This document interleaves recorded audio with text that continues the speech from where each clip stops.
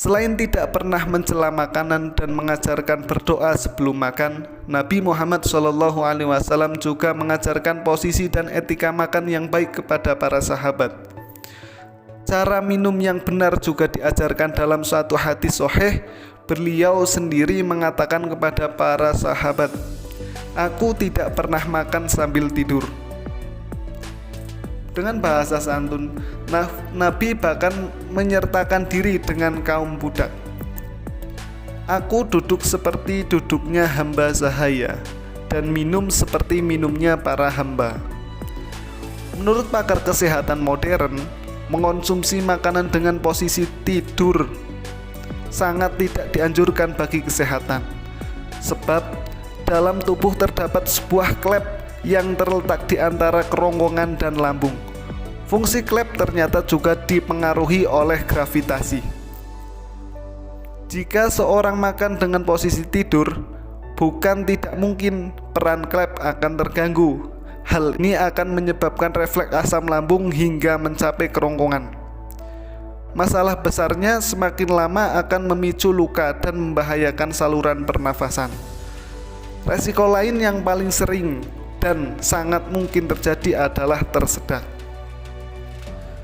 Pada beberapa kasus, tersedak tidak memberi dampak buruk serius, tetapi jika makanan sampai masuk ke saluran pernafasan, bukan tidak mungkin seorang bisa terancam nyawanya. Setiap manusia memiliki dua buah saluran di tenggorokannya, satu menuju aliran pernafasan, sedangkan lainnya menuju pencernaan. Dua saluran ini dipisahkan oleh satu katup bernama epiloglotis. Saat makan dengan posisi sambil tidur, tidak mustahil makanan yang seharusnya diantar sampai ke lambung justru masuk ke aliran pernafasan. Hal ini disebabkan karena kerja katup epiloglotis tidak maksimal. Maka dari itu, resiko ini sebaiknya dihindari. Selain melarang makanan dengan posisi tidur, Nabi Muhammad SAW juga tidak menganjurkan makanan dengan posisi berdiri. Memang, posisi terbaik saat makan adalah duduk. Riwayat lain menyebutkan, ketika makan, Nabi Muhammad SAW mengambil posisi duduk di atas kedua lutut dan meletakkan telapak kaki kiri di bawah punggung telapak kaki kanan. Cara seperti ini mencerminkan sikap tawadhu dan sopan kepada Allah Subhanahu wa Ta'ala.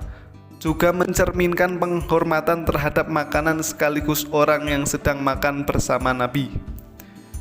Posisi duduk saat makan seperti ini adalah yang paling baik karena seluruh anggota tubuh berada dalam posisi alaminya, sehingga seseorang nantinya akan mendapat manfaat makan secara maksimal. Dalam sebuah hadis, Nabi Muhammad SAW juga meriwayatkan para sahabat agar jangan sampai meninggalkan makan malam.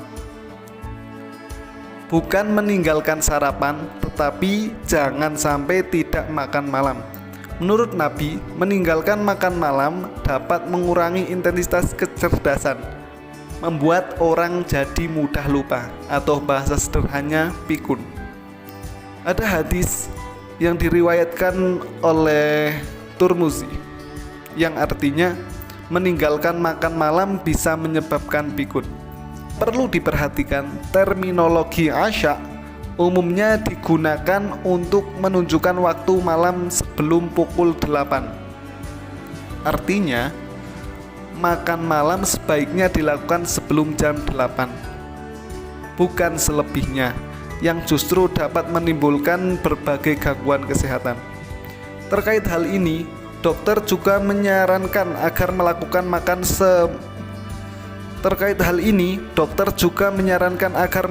makan malam sebelum jam 8. Sedangkan di atas jam 8 malam justru sangat tidak dianjurkan. Sebab pembakaran lemak saat malam hari tidak begitu banyak, sehingga lemak akan menumpuk dan bisa mengakibatkan obesitas ataupun penyakit jantung. Jadi catatan pada hadis ini adalah situasi pola hidup manusia zaman dahulu dengan sekarang berbeda. Orang-orang zaman dahulu melewati malam harinya dengan aktivitas seperti membaca Al-Quran, sholat tahajud, ataupun zikir. Dengan perbedaan situasi ini, maka menjadi wajar jika ada sebagian dokter yang menganggap makan malam justru akan menimbulkan penyakit seperti kolesterol dan lainnya. Nabi Muhammad SAW juga tidak pernah banyak makan. Dalam konsep Islam, makan yang dianjurkan adalah jangan sampai kekenyangan. Sepertiga lambung diisi makanan, sepertiga lambung lagi diisi air, dan sisanya biarkan kosong. Konsep makanan ala Islam ini terbukti mampu mencegah penyakit. Etika makan ala Rasulullah ternyata sesuai dengan cara makan ala Hara Houjibu dari Jepang. Dalam tata cara itu disebutkan agar makan hanya hingga 80% saat sudah merasa kenyang. Dengan kata lain, tidak makan berlebihan hingga kekenyangan. Lebih dari itu, Ibnul Qayyim al-Jauzi mengungkapkan, memenuhi perut dengan makanan akan membahayakan jantung dan kesehatan badan. Imam al-Jauzi juga pernah mengutip pernyataan Ibnu Salim, barang siapa memakan roti gandum dengan cara yang benar, maka ia tidak akan pernah sakit kecuali sakit yang mengantarkan kematiannya. Lantas ada yang bertanya, seperti apa cara yang benar itu? Makan setelah lapar dan menyudahinya sebelum kekenyangan, jawab Al-Ghazali. Kebutuhan seorang akan makanan sebenarnya tidak berpusat pada seberapa banyak makanan yang dimakan. Mengkonsumsi makanan terlalu berlebihan dan tidak teratur justru tidak baik bagi kesehatan. Meskipun banyak energi, vitamin, dan lain sebagainya yang masuk, bukan berarti itu adalah pola hidup sehat. Justru makanan sekedarnya adalah peraturan yang baik bagi kesehatan.